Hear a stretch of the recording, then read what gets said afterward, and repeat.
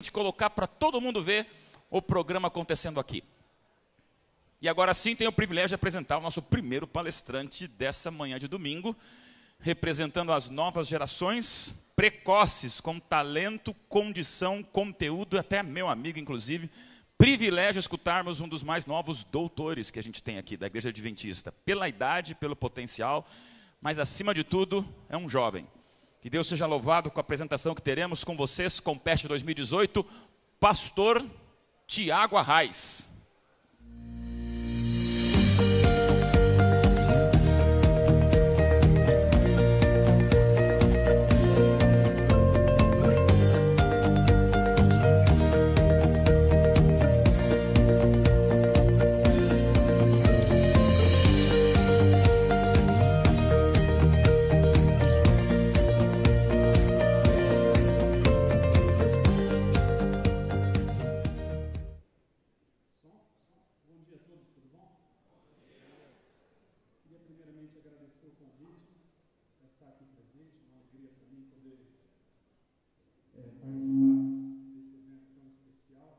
Atingido e alcançado tantas pessoas como eu acabei de ouvir agora há pouco.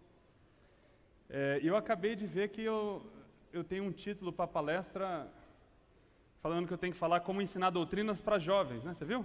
Vocês notaram isso daí, não?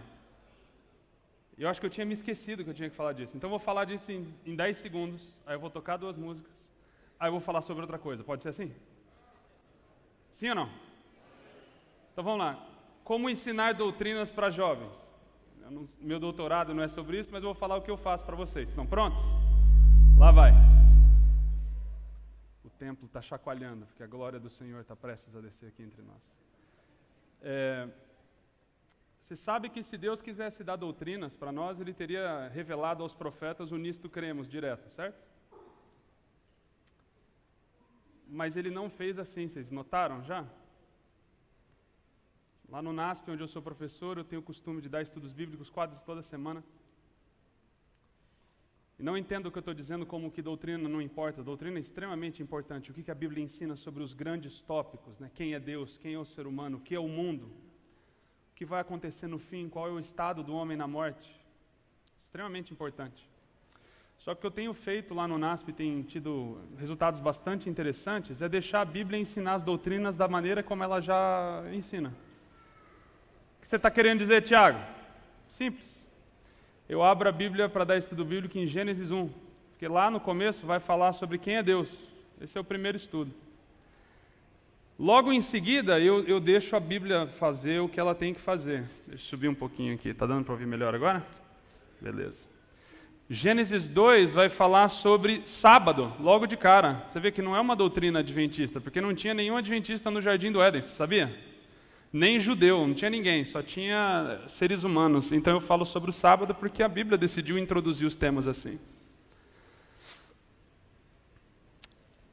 Depois disso fala sobre como o ser humano foi criado, que Deus fez ele do pó da terra, e eu ensino para os jovens sobre quem é o ser humano, de onde a gente vem, e daí consequentemente o que é a morte, que é a inversão de como Deus cria. Vocês estão começando a entender mais ou menos como é que funciona? Porque a Bíblia, ela quer introduzir as coisas da maneira dela. E isso para os jovens, para os adultos e para qualquer pessoa acaba sendo bem mais interessante do que a gente chegar com aquela folhinha pronta, falando, olha, vem para cá, vai para lá, vem para cá, vai para lá e assina embaixo depois, certo? Estão comigo ou não? Tranquilo? Então, quanto mais a gente permitir a Bíblia falar por ela mesma, mais significativas as doutrinas vão se tornar e mais fácil a semente vai chegar no coração das pessoas, porque a gente vai estar ensinando as doutrinas, não pelas doutrinas, mas pela narrativa bíblica, como Deus decidiu revelar isso para os autores e, consequentemente, para nós. Amém? Tranquilo? Então, não tenha medo da Bíblia. Não fique com medo ou se sinta inseguro que você precisa de uma folhinha falando. Deixa a Bíblia falar, confie no Espírito. E você vai ver que grandes coisas vão acontecer quando a gente deixa a Bíblia falar por ela mesma. Amém? Agora eu vou cantar. Posso cantar umas 2 musiquinhas para vocês? Não? Está funcionando o violão? Eu esqueci um negócio. Me lembra o seu nome de novo? Hã? Tudo bom, Tassiane? Você traz aquela bolsa imensa para mim, por gentileza? Porque eu estou com o cabo aqui, senão eu ia buscar eu mesmo para não fazer você trabalhar de novo. Palmas para Tassiane, viu? Ela falou que está trabalhando bastante aí. Obrigado, viu, Tassiane? Isso, é que eu preciso estar aqui em cima. Você vê só quão profissional eu sou? Obrigado, viu? Era só isso. Obrigado, Tassiane. Vamos lá, vai. Eu vou tocar 2 musiquinhas. Aí depois eu quero conversar com vocês sobre discipulado, que é o tema da nossa conferência aqui.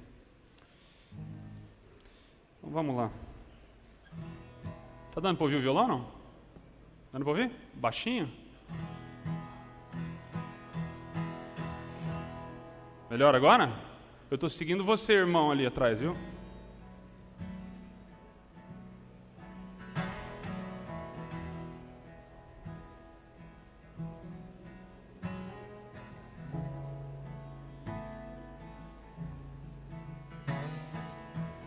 Outra coisa legal é que eu descobri uns tempos atrás que dá para ensinar a Bíblia fazendo música, você acredita? Loucura, né?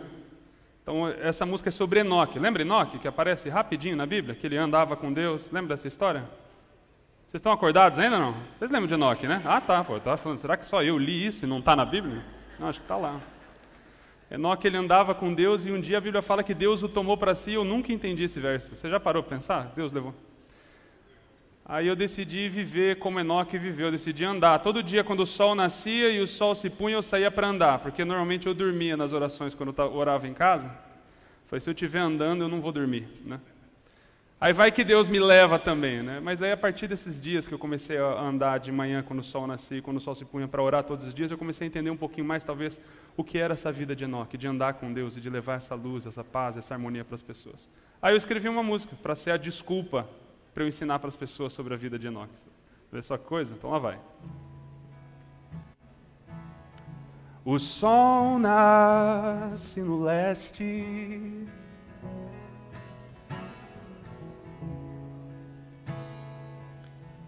me levanto para andar,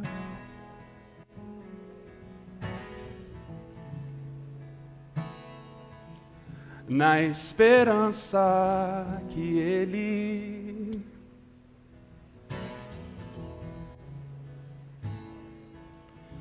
irá me encontrar.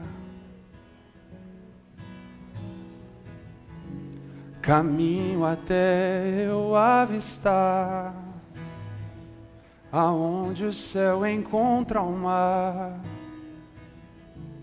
e ali vou esperar até ele chegar, levando minha oração, o meu louvor e minha gratidão. Vou esperar até ele chegar.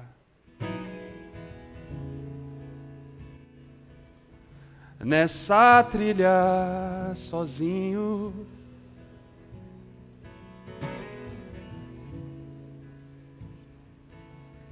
eu converso com Deus,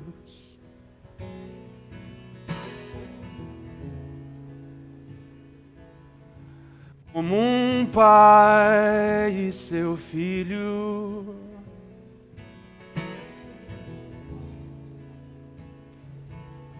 Eu confio sem ver,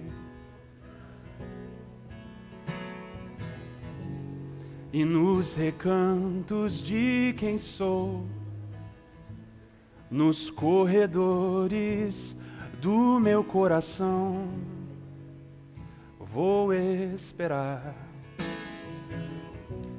até ele chegar. E se a distância for daquilo que antecipei, eu sigo em frente até chegar. O Deus que esteve aqui sem eu notar, e lá eu vou ficar.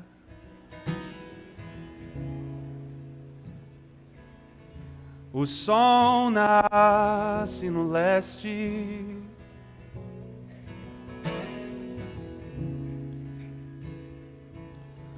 me levanto pra andar.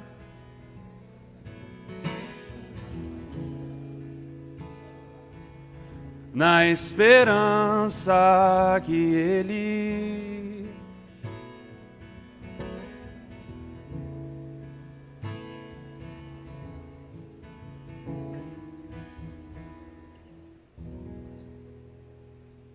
era para eu cantar Irá me encontrar, lembra? Só que daí você não canta, entendeu? Porque daí você lê o texto e diz o quê? Enoque andava com Deus e um dia Deus o... Tá ligado? Né? Ok. Aí essa é a desculpa para abrir a Bíblia depois. Mas deixa eu te falar mais, né, sobre esse Enoque. Vamos lá, vai. Mais uma para vocês. E eu não tenho nenhuma música muito animada, então se você quer encostar agora e dormir um pouquinho, esse é o momento... que eu mais escrevo... Né, não fale sim, mas daí, né... São aqueles momentos que a gente cai em pecado e escreve uma música assim, né? Essa daqui é as mais tranquilas. Vamos lá. Eu olhei a tristeza nos olhos e sorri, mesmo quebrantado pela vida que escolhi. Da janela eu vi cada estação fugir. Como as árvores eu permaneço no mesmo lugar. No outono, no inverno eu espero primavera chegar. Da estrada eu quis retornar pra onde eu parti. Da distância avistei a alegria e a esperança. Das migalhas que desperdiçamos, faremos janta. Eu voltaria atrás pra tentar me avisar que o caminho será escuro, mas que Cristo é a luz do mundo. Deixe Ele te falar quem você é. Que a palavra te desfaça, que te afogue em sua graça. Só a cruz esconderá quem você não é. Eu olhei a tristeza nos olhos e sorri. Cantem comigo. Mais perto quero estar, meu Deus, de ti.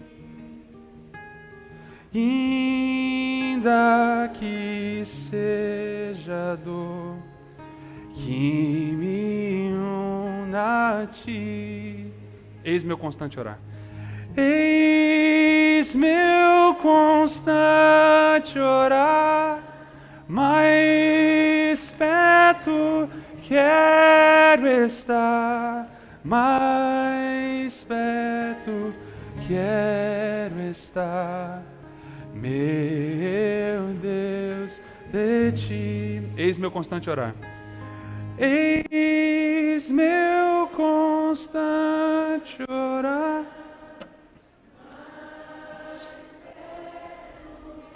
Eu coloco as coisas ali. Obrigado.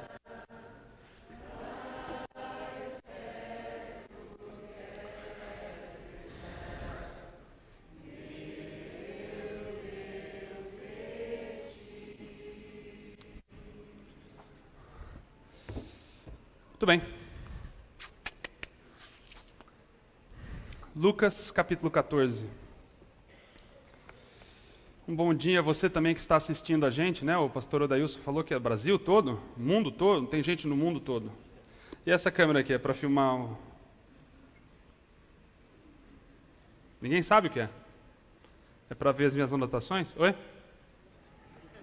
É para o povo. Está filmando para o povo? Que coisa boa, estou brincando. Lucas 14. Lucas 14, verso 25.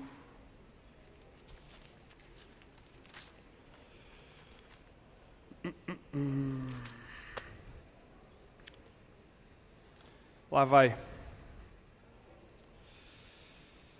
Grandes multidões o acompanhavam. E ele, voltando-se, lhes disse: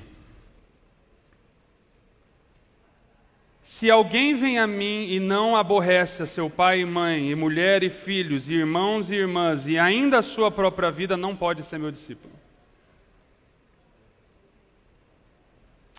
E qualquer que não tomar a sua cruz e vier após mim, não pode ser meu discípulo. Pois qual de vós, pretendendo construir uma torre, não se assenta primeiro para calcular a despesa e verificar se tem os meios para concluir? Para não suceder que, tendo lançado os alicerces e não a podendo acabar, todos os que virem vão zombar dele, dizendo: esse homem começou a construir e não pôde acabar. Ou qual é o rei que, indo para combater outro rei, não se assenta primeiro para calcular se com 10.000 homens poderá enfrentar o que vem contra ele com 20.000? Caso contrário, estando outro ainda longe, envia-lhe uma embaixada, pedindo condições de paz. Assim, pois, todo aquele que dentre vós não renuncia a tudo quanto tem, não pode ser meu discípulo. O sal é certamente bom, caso, porém, se torne insípido, como restaurar-lhe o sabor? Nem presta para a terra, nem mesmo para o monturo, lançam-no fora. Quem tem ouvidos para ouvir, ouça.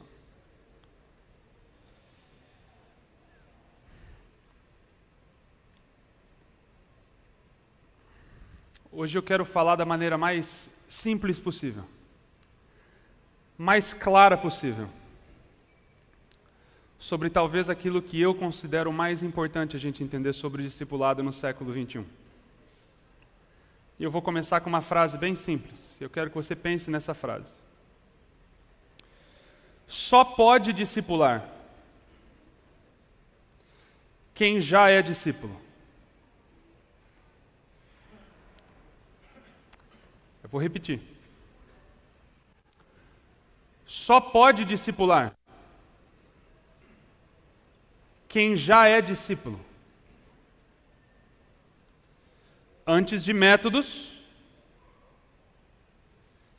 antes de estratégias, antes de conhecer públicos-alvos diferenciados, nós precisamos entender essa simples, aparentemente óbvia e profunda realidade de que só pode discipular quem já é um discípulo. A gente precisa entender que discipulado não é um trabalho, não é uma tarefa, não é mais um item na nossa lista de disciplinas espirituais e cristãs. Discipulado, de acordo com tudo aquilo que Jesus diz, é uma forma de vida que começa quando entendemos aquele que nos chama para o seguir e quando entendemos que só pode discipular quem já é um discípulo. Então vamos lá. Vocês estão há 2 dias aí já, sexta, eu acompanhei de longe, viu? Eu era um dos milhares assistindo, eu estava assistindo lá em casa. Apesar que ontem não passou no YouTube, eu fiquei chateado. Aí eu descobri que estava passando no Facebook, eu acompanhei um pouquinho pelo Facebook o que estava acontecendo aqui. Então vocês já Aí as palestras, eu nem vi o que estava acontecendo, mas vocês já discutiram bastante sobre discipulado, sobre métodos, sobre tarefas e tudo mais, então eu vou fazer 2 perguntas básicas, para a gente ver se está tudo tranquilo com o básico. E se tiver tudo tranquilo com o básico, a gente pode prosseguir para as outras coisas. E baseado nas respostas, eu vou determinar aí se eu vou para o caminho A, B, C ou D. Tá joia? Então vamos lá. Primeira pergunta. O que é um discípulo?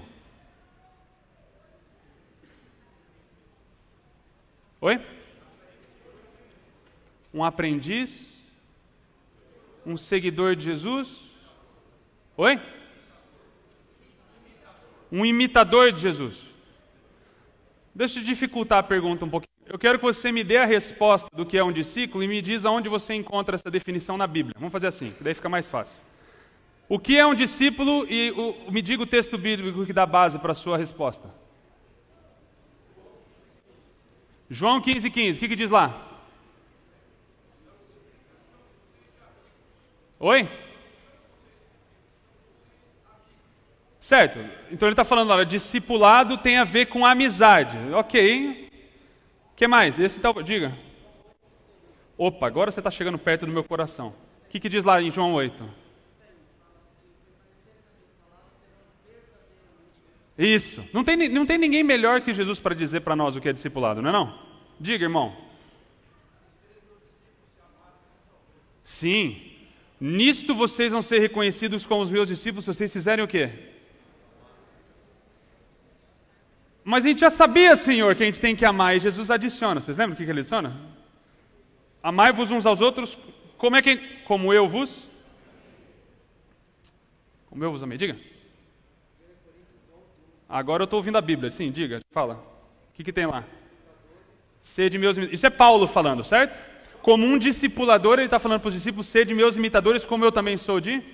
Ok, então envolve imitação. Sim, alguém mencionou isso. João 13,13, o que diz lá? Ótimo, agora a gente está chegando no concreto, certo? Discipulado envolve algo relacionado a João 8. João 8 é um dos meus favoritos. Abra a Bíblia rapidinho, João 8, porque é Jesus falando explicitamente sobre o que é discipulado. Jesus deixando bem claro o fundamento, a base, ok? João 8. E lá está onde? 31. Perguntinha, olha aqui para mim rapidinho. Se nós cremos em Jesus, nós somos seus discípulos, sim ou não? Não de acordo com Jesus. Olha que interessante como começa João 8,31. Disse, pois, Jesus aos judeus que haviam crido nele: sois meus discípulos, é isso que ele diz? Não. A primeira coisa que a gente precisa entender é que meramente acreditar ou entender e se maravilhar com as palavras de Jesus não te faz um discípulo. Tá bom? Muito importante. Porque isso já limpa bastante do caminho, né? O que é discipulado de fato. Se discipulado é meramente fazer pessoas acreditarem em Jesus, nós estamos só na primeira etapa. Certo? A segunda etapa é a que vai fazer a diferença. Lá diz no verso 32. Aliás, no 31 ainda. Disse Jesus aos que haviam crido nele: se vocês o quê? Permanecerem na minha palavra, vocês vão ser verdadeiramente meus discípulos. Em adição ao que o meu brother disse ali do lado agora há pouco, certo? Eu quero que vocês façam, né? Vocês vão permanecer nas minhas palavras, fazendo aquilo que eu fiz. Em outras palavras, discipulado nasce. Certo? Não meramente quando eu ouço falar de Jesus e me maravilho no ensinamento dele, mas quando eu tomo a decisão de fazer o quê? Número 1, permanecer nas palavras. As palavras de quem? E dentre essas palavras tem várias coisas que Jesus diz. Difíceis. Jesus fala, por exemplo, que a gente não pode servir a 2 senhores: a Deus e ao dinheiro.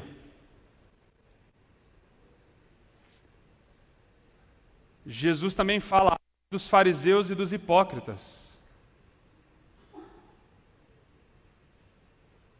que param diante da porta do reino, não entram e impedem outros de entrarem atrás também, e colocam fardos sobre as pessoas, tão pesados que nem eles levantam com um dedo um pouquinho disso. Jesus disse várias coisas. Ele está dizendo que se vocês permanecerem nas minhas palavras, se vocês ouvirem e fazerem aquilo que eu faço, aí vocês vão ser verdadeiramente meus discípulos. Ouvir e fazer. Ouvir e fazer. Ouvir e fazer, ouvir e viver. E eis aqui o nosso grande problema com o discipulado. Quando a gente entende da boca de Jesus o que discipulado significa, inclusive essa ideia de ouvir e fazer está lá na grande comissão. Lembra da grande comissão? Ide por todo mundo, pregar o evangelho, fazendo discípulos, batizando em nome do Pai, do Filho e do Espírito Santo. E o que Jesus diz lá no finalzinho? Deixa eu ler para vocês, para não ter que recitar de memória. 28, Mateus 28. Olha o que diz logo no finalzinho, a última coisa que Jesus tem para dizer. Remete a essa ideia de discipulado de novo. Ele fala o quê? No versinho final do 28, lá, ó. Ensinando-os a guardar todas as coisas que eu vos tenho ordenado. Olha só que bonito. O que é discipulado? Ouvir e fazer, ensine-os a guardar todas as coisas que eu vos tenho dito. E eis que estarei convosco todos os dias em que isso estiver acontecendo até a consumação do século. Então hoje a gente tem um perigo muito grande aqui. E eu digo o que eu vou falar para vocês como um adventista do sétimo dia, porque eu sou neto de pastor, filho de pastor, e não pense por um segundo que eu nasci para dentro de uma família que agora vai querer revolucionar e falar que as coisas são diferentes, de forma alguma. Meu avô Arraes me ensinou a importância do texto bíblico na vida de uma família, meu pai me ensinou o mesmo, e não pense por um segundo que eu vou fazer diferente. Só que quando a gente se depara com as palavras de Jesus e a gravidade do que ele está falando sobre a importância de permanecer e viver de acordo com as suas palavras, a gente precisa entender a gravidade do que isso significa.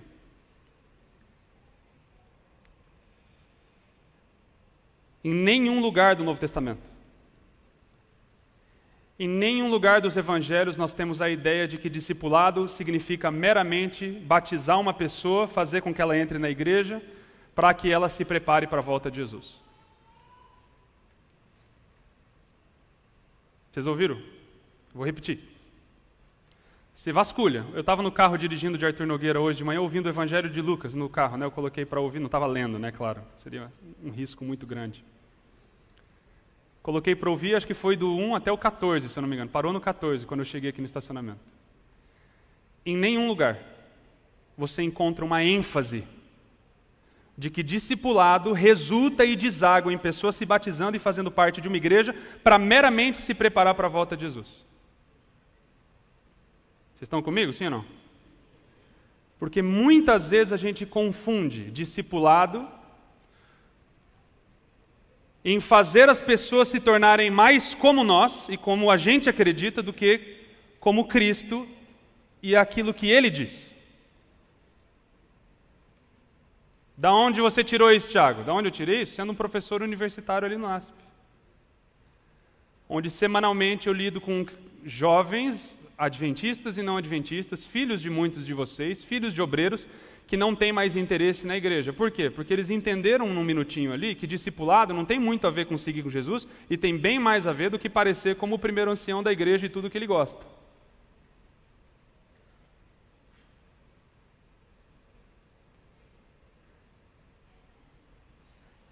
No final da trilogia do Batman, tem uma frase bem importante que a mulher diz, ela fala, há uma tempestade chegando.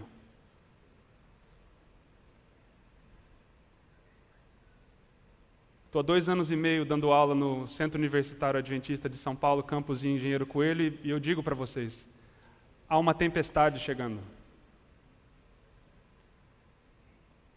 Nós precisamos relembrar das palavras de Jesus e do que Ele está dizendo, que discipulado não é fazer as jovens serem como você, não é fazer adultos, idosos, como você, acreditando meramente como você foi ensinado a crer. Nós somos meios, nós não somos fim, nós somos meios para conduzir pessoas a quem? A Cristo e as palavras dEle.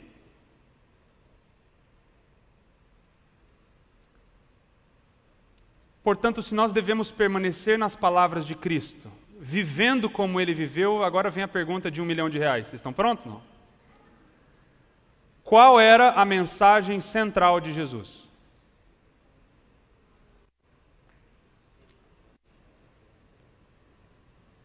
Estou ouvindo várias coisas. Qual era a mensagem central de Jesus? O amor? Ok. Opa. Eu ouvi serviço? Servir, claro. Todas essas respostas estão certas. O que você disse, irmão? Essa era a mensagem central de Jesus. O reino. É isso? Vocês concordam ou não? Quantos concordam que é o reino? Quantos discordam?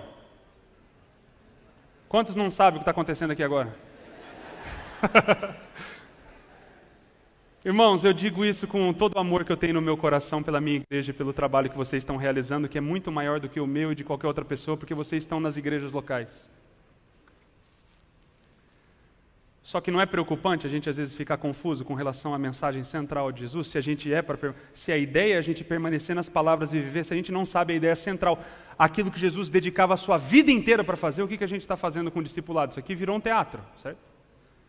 A gente foca nos métodos, nas estratégias, nos números, e a gente esquece o poder central daquilo que Jesus estava fazendo, que de fato, quando ele é levantado, todas as nações, jovens, velhos, todos vão se aproximar dele. Então a pergunta é central. Qual era a mensagem central de Jesus? E adivinha só, meu irmãozinho, você está certo. A mensagem central de Jesus, não só o que ele falava, mas a maneira como ele vivia, tinha a ver com o quê? Com o reino dos céus. Isso não é surpreendente, não? Vocês estão surpresos? Alguém está surpreso? Eu fico surpreso às vezes. Aí você fala, não, Tiago, você está inventando isso aí, você leu isso aí em algum livro? Sim, eu li em 4 livros, na verdade. É Mateus, Marcos, Lucas e João. Você quer ver como funciona? Lá vai. Em Mateus capítulo 4, Jesus é tentado pelo diabo. Ele ainda não fez nenhum grande discurso. E a última tentação do diabo é o quê? Se você me adorar, eu vou te dar o reino.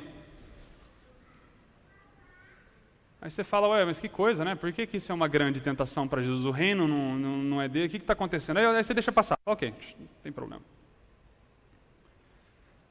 Aí no final do capítulo 4, Jesus chama os discípulos, certo? E diz que ele iniciou seu ministério fazendo 3 coisas.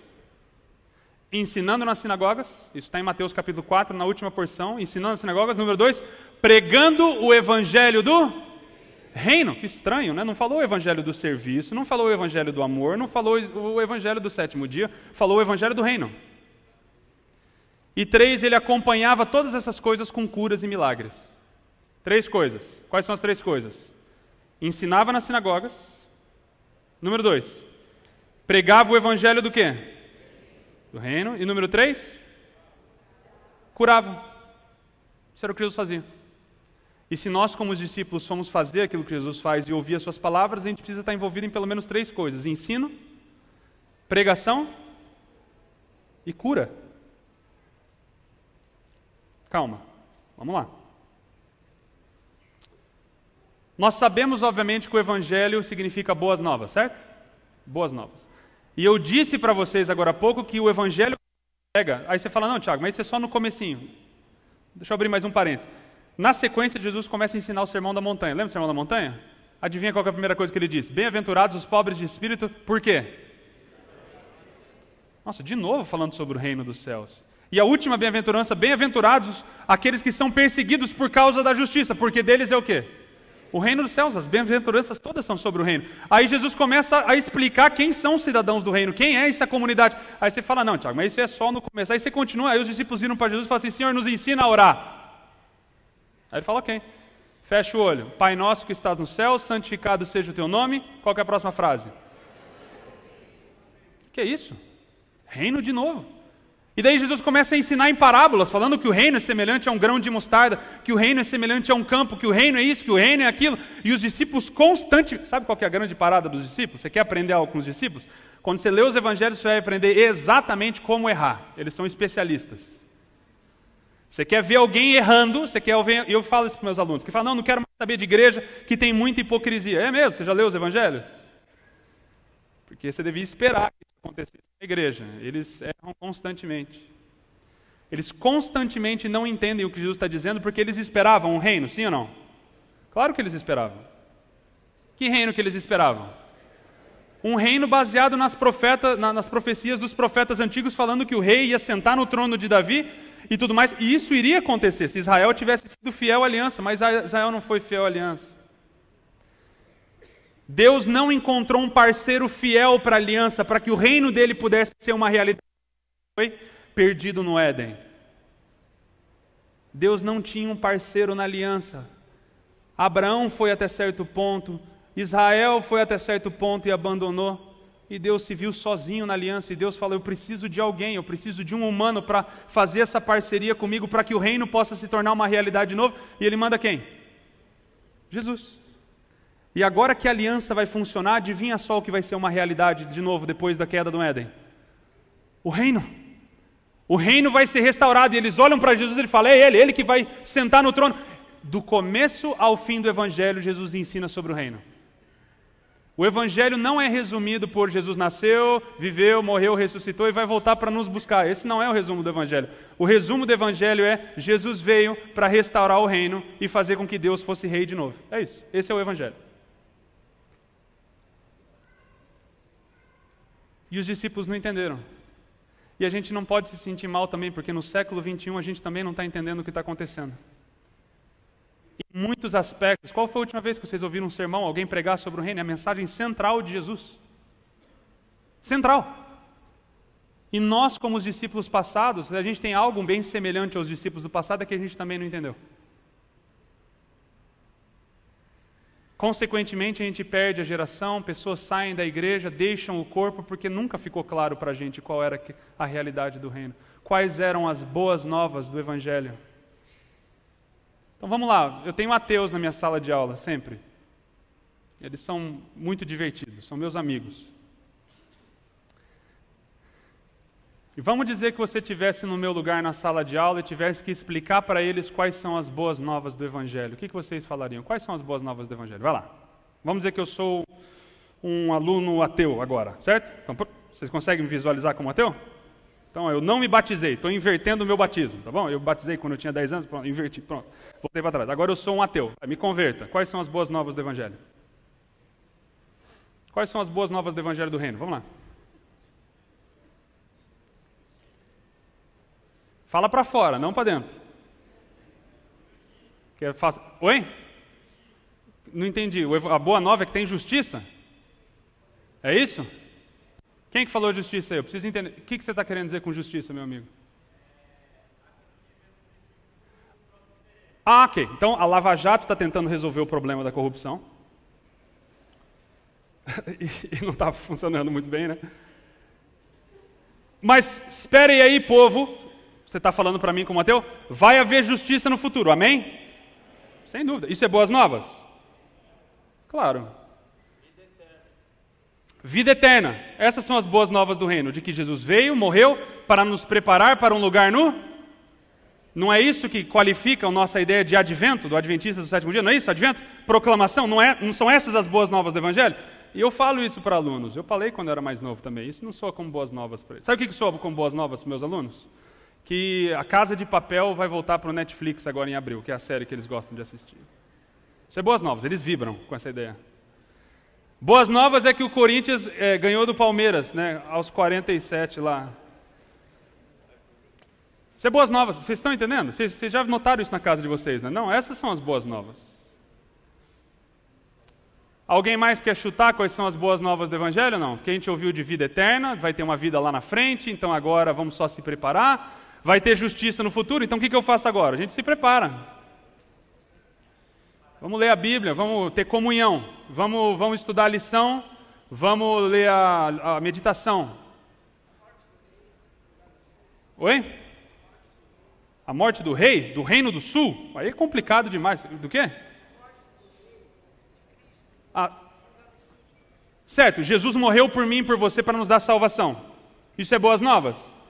Sim, sem dúvida, mas eu tenho amigos que cresceram comigo na igreja e ouviram isso aí a vida inteira. Sabe o que eles pensam hoje em dia? Eu vou falar para vocês. Eles falam assim, olha, se Deus é amor,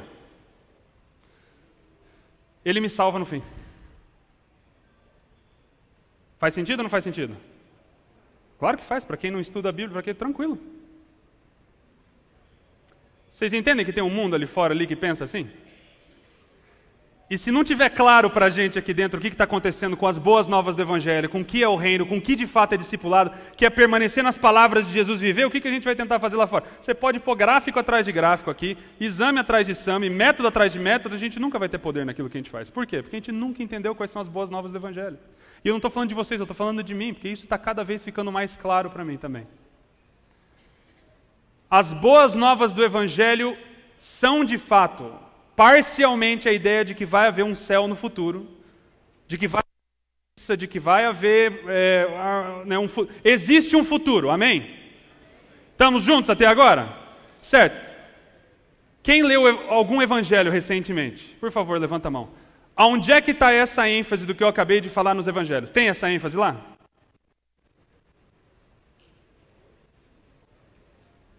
Irmão, vocês estão comigo, sim ou não?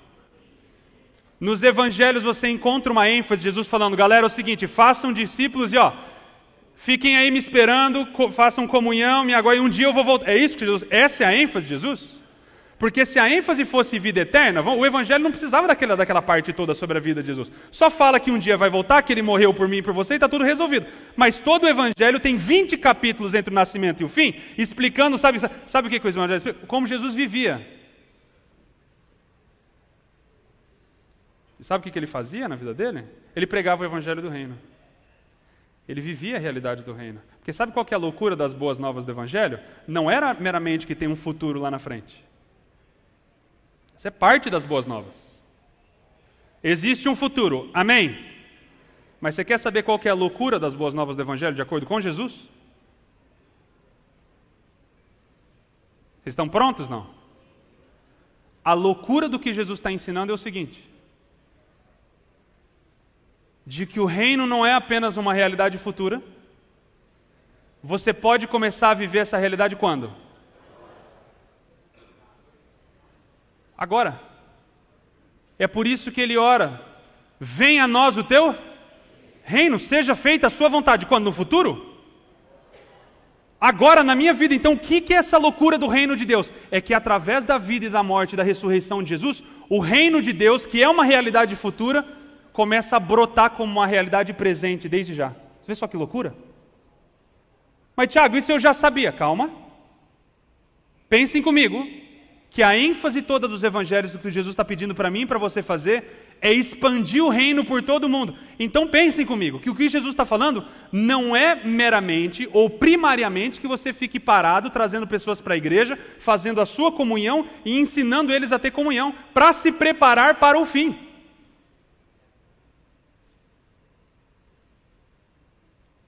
O fim é extremamente importante, mas para Jesus só tem uma maneira de se preparar para o fim.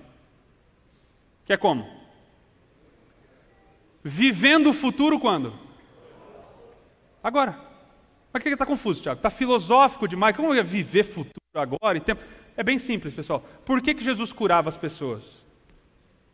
Por que ele chegava nas pessoas, o cego, ele colocava a mão no olhinho e ele curava o cego? Por quê? Porque ele tinha dó? Porque ele tinha amor pelaquela pessoa? Sim, tudo isso é muito bom. Mas sabendo que o reino que ele veio estabelecer nessa terra é uma realidade futura, mas a loucura do evangelho é que é uma realidade presente também agora, por que ele curava as pessoas? Porque se no futuro não vai haver doentes, o que ele vai fazer no presente dele? Puxar o futuro para onde? Para agora.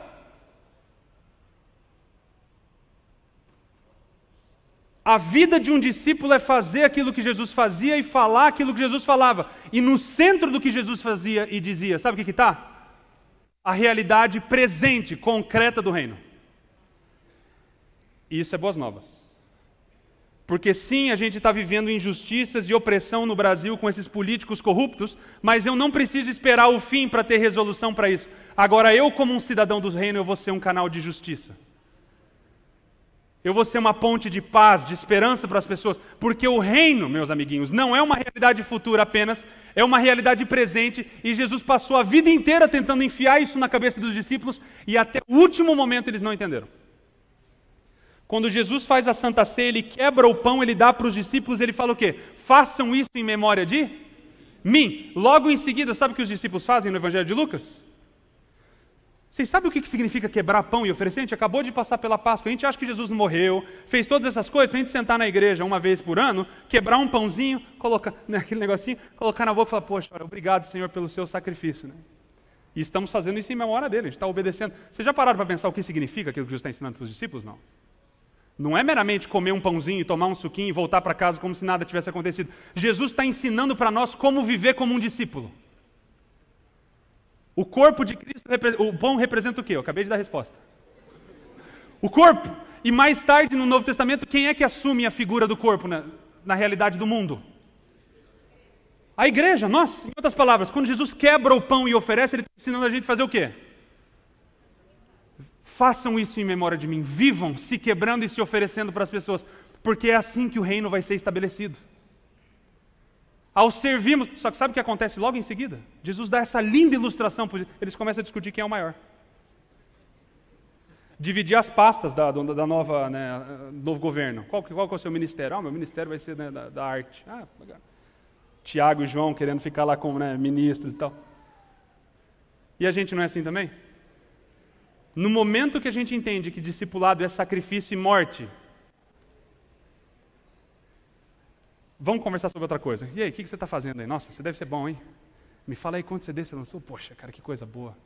Mas quem que é melhor, né? É aqueles lá ou esse daqui? A gente é assim também. E como é que a gente vai viver a realidade do reino? Como é que a gente vai pregar o evangelho? Como é que nós vamos ser discípulos se a gente nunca entendeu essa lição tão básica, meus amigos? Jesus fala o que para os seus discípulos? Buscar em primeiro lugar o quê? A igreja adventista do sétimo dia e as demais... É isso que Jesus disse? Cara, não é isso que ele disse, você vê só que coisa? Buscar em primeiro lugar a sua comunhão pessoal, porque o reino é isso, é você simplesmente ler a Bíblia. É isso que Jesus está dizendo? E não me entendam mal, irmãos. Permanecer nas palavras está centralizado em tempo que a gente passa estudando as Escrituras. Não as Escrituras do jeito que a gente acha que está escrito, é literalmente entendendo o que Jesus está dizendo. E obviamente eu vou dizer para vocês agora que as duas coisas que Jesus está pedindo para nós como discípulos, que é essa ideia de permanecer no texto bíblico e viver essa realidade no mundo lá fora, são duas coisas que se a gente for parar para pensar, nós não queremos fazer. Ok? Nós não queremos permanecer no texto e permanecer nas palavras de Jesus porque, sabe, vocês acham que eu estou blefando, certo? Quando você se olha no espelho de noite, no seu quarto, você vai perceber que a gente não quer permanecer nas palavras de Jesus. Sabe por quê? Sabe o que acontece quando você permanece nas palavras de Jesus? Você tem que estar pronto para abrir mão da sua reputação diante da sua comunidade religiosa, às vezes.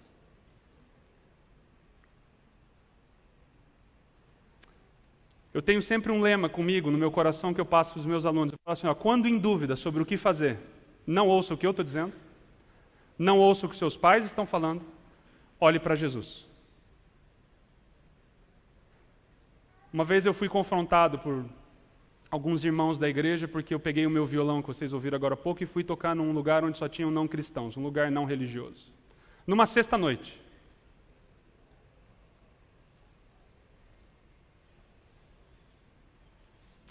E essa pessoa chegou para mim e falou assim, Tiago, você tem que tomar cuidado porque isso pode comprometer a sua imagem na igreja. Você precisa entender que você pode ficar marcado no começo do seu ministério e talvez isso vai resultar em problemas para você mais para frente. A gente não quer viver as palavras de Jesus. Porque a gente ama mais nossa família, nossos filhos, nossa vida, nosso conforto. E quando eu ouço as palavras de Jesus, eu preciso estar pronto para abrir mão de certas coisas que antes eram muito próximas para viver a realidade do reino. Que não é meramente você se fechar no seu quarto e ler a Bíblia por meia hora e voltar para o seu trabalho, é você agora se tornar um novo ser humano dentro da realidade do reino, que é uma realidade agora.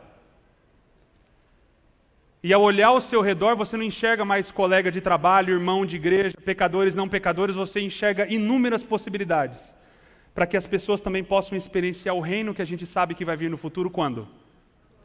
Agora. O que é viver no reino? Você tem alguém na sua família que você está brigado? Algum filho seu saiu da igreja? Você brigou com ele? O reino é quando você pega o telefone, você liga para ele e fala, filho, volta para casa.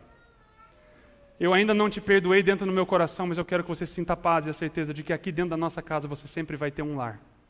E por que você estende esse tipo de perdão? Sabe por quê? Porque no futuro, essa vai ser a realidade de lá.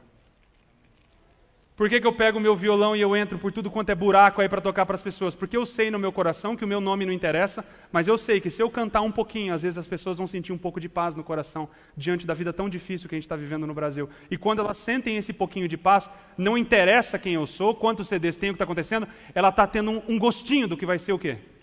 O futuro, e o reino chegou para ela também.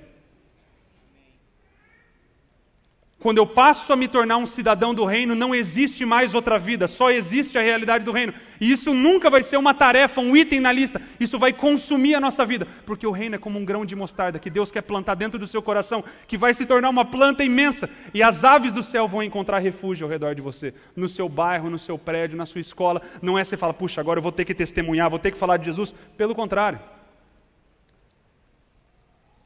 Quantas vezes Jesus curava as pessoas e falava nada depois? Falava nada. Se nós como igreja não acordarmos para a realidade do reino, a gente está perdido, porque nós devemos buscar o reino de Deus em primeiro lugar. E as demais coisas vão ser? E aqueles que amam mais os seus pais, os seus cônjuges, os seus filhos, e até mesmo a sua própria denominação acima do reino, não é digno de ser seguidor de Cristo. Porque até o próprio adventismo do sétimo dia precisa ser qualificado e entendido através do quê? Do reino de Deus. Qual que é uma das mensagens mais lindas que nós temos como adventistas do sétimo dia, se não é o sábado? Não é nossa, é bíblica. E a gente mostra isso para as pessoas, e o que é o sábado no final das contas? Se não parar durante a semana uma vez, porque a gente não é robô, a vida não é trabalho, a vida não é... para viver como se a gente estivesse no Éden de novo. O que é o sábado, se não uma antecipação do que vai ser o futuro? Até o adventismo faz sentido dentro da realidade do reino, mas se a gente não buscar em primeiro lugar o reino de Deus, a gente nunca vai entender nem aquilo que está mais próximo de nós. Família só vai passar a fazer sentido quando a gente entender família através do reino. Jesus ele estava ensinando, veio a família dele, o pessoal falou, Jesus, sua família está lá fora. Jesus vira para as pessoas e fala, a minha família é aqueles que ouvem e fazem. Aqueles que ouvem e fazem. Jesus, ele viveu, ele ensinou, dia após dia, o evangelho do reino. E se eu e você nascermos para dentro do reino, o discipulado nunca vai ser uma tarefa, uma estratégia, um itemzinho na nossa caminhada espiritual. Discipulado vai ser meramente, simplesmente, trazer pessoas para perto de você, para quê? Para que elas possam ter um vislumbre do futuro. E escolherem nascerem para dentro da realidade do reino também. Como pequenas fagulhas de luz para dentro da escuridão. No abraço, no pão que é oferecido para o pobre, no dízimo que é dado na igreja e na rua para as pessoas, na ligação para um filho que deixou a igreja, num abraço de um cônjuge com a esposa. O reino pode se tornar uma realidade em nosso meio mais uma vez. E se nós não nascermos para dentro da realidade do reino, você pode esquecer qualquer papo de discipulado que a gente está tentando estabelecer aqui. Portanto, o primeiro item que eu queria passar para vocês era esse, que discipulado é ouvir, fazer e permanecer nas palavras de Cristo. E adivinha só, as palavras de Cristo às vezes são bem diferentes do que as nossas convicções pessoais. E é bem difícil viver de acordo com as palavras de Cristo. Sabe por quê? Porque você vai ser mal visto ao andar com pessoas que não fazem parte da nossa comunidade. Ao quebrar a regra do aparência do mal, porque Jesus, se tivesse seguido a regra da aparência do mal, ele teria ficado no céu, porque ele já desceu com a nossa aparência do mal. E conviver com pessoas. Não para convertê-las a uma mensagem superficial que vai fazer ela entrar na igreja e ficar lá sentada esperando Jesus voltar, mas convertê-las para dentro da realidade de que o reino é futuro e vai vir. Mas qual que é a loucura do evangelho? é que o reino começa quando? Agora. Dentro de nós. Se estende como luz, como paz, como harmonia, como beleza para as pessoas ao nosso redor. Acabou meu tempo. Ainda bem que acabou, porque eu ia entrar em bastante problema se eu falasse no segundo item. Porque o segundo item eu só vou falar para vocês. Se a gente for fazer o segundo, aí tem outro problema, porque daí a gente vai perder o céu. Né? Não o céu de verdade, o céu de acordo com a nossa convicção do que é céu. Tem muitas coisas que a gente faz e deixa de fazer que poderiam ajudar no discipulado que a gente não faz. Sabe por quê? Porque você está com medo de perder o céu. Primeiro item, nós precisamos deixar de ser iletrados no reino. Ouvir as palavras de Cristo e levar as palavras de Cristo a sério. E número 2, nós precisamos deixar de ser iletrados na cultura. Essa é a segunda. Então ainda bem que eu não entrei nessa. Os jovens ao nosso redor, os adultos, eles assistem novelas, filmes, cinema, música, literatura. Essa é a linguagem da cultura.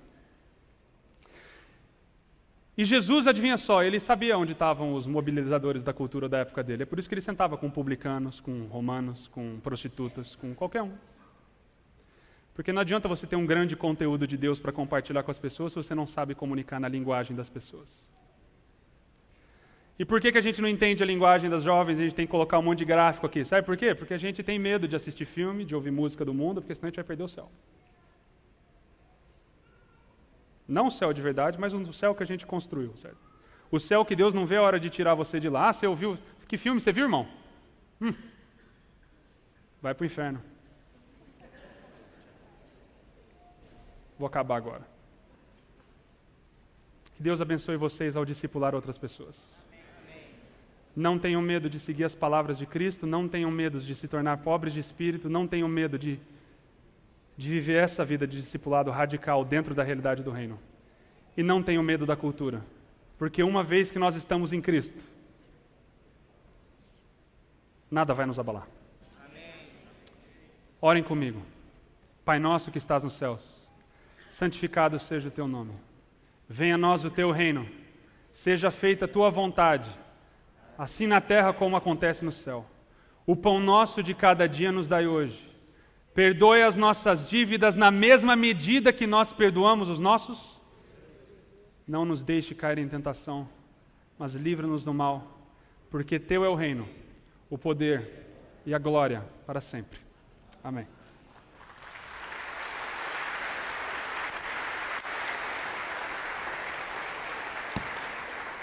Obrigado, pastor Tiago, por esse momento tão importante para nós aqui, abrir a visão, né? Como o reino deve avançar. Um bom dia para nós.